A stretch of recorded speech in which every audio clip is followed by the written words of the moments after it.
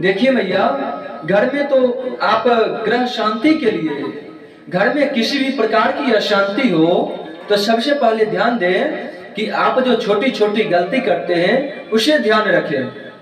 सबसे पहले अगर आप स्नान ध्यान करके तुलसी में अगर जल डालते हैं तो ध्यान रखें कि तुलसी में जल उतना ही डालें कि तुलसी चौरा में उतना अट सके, उतना ही आ सके। और इतना जल नहीं डालना चाहिए कि जल हम उसमें डाल दिए और जल उससे होकर के नीचे गिर रहा हो, ऐसा नहीं करना चाहिए। जल इतना ही डालें कि तुलसी के अंदर ही रहे, सूख जाए।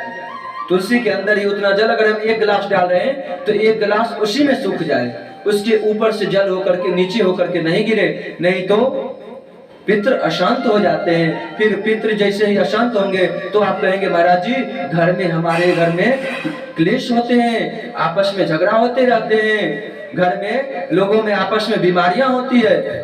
लोग, एक को बीमारी हुआ तो वह ठीक हो गया, फिर दूसरे लोगों में बीमारी आ गया, फिर उससे ठीक हुआ, फिर तीसरे लोगों में आ गया।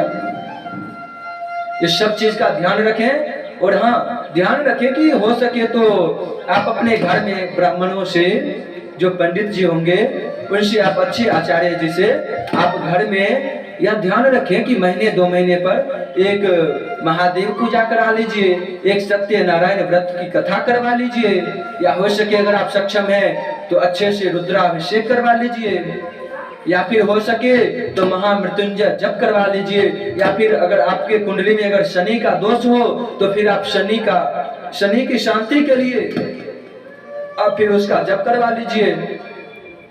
जो भी पंडित जी आपके नजर में है उनसे आप यह सब करवा लेंगे ना, तो फिर आपके जीवन में जो बाधाएं हैं वह सब टल जाएंगे।